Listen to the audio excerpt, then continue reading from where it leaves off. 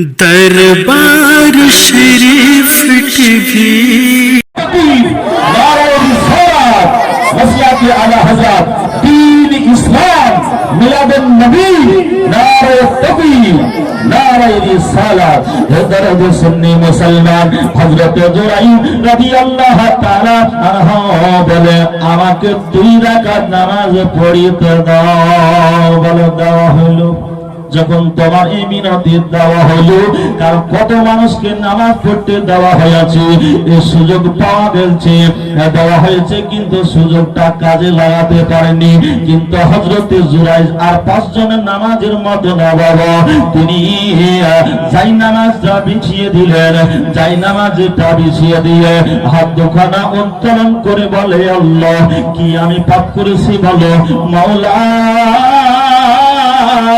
আমার কাছে তুমি কি পরীক্ষা নিবে ওগো আল্লাহ এই মহা বিপদের সময় এহেন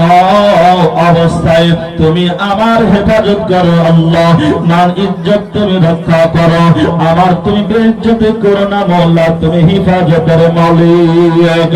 আল্লাহ আল্লাহ আল্লাহ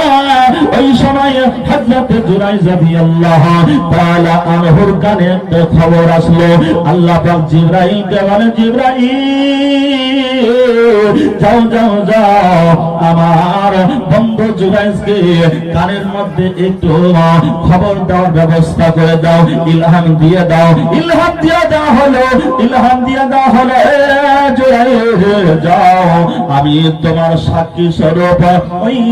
বেশ্যা নারীর গর্ভের সন্তানকে তোমার সাক্ষ্য দেওয়ার জন্য তার জবানটা মায়ের পেট থেকে খুলে দিলাম জোরে বলেন সুবহানাল্লাহ এবার আপনার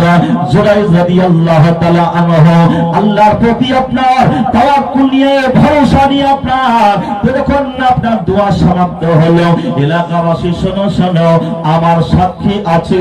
বলে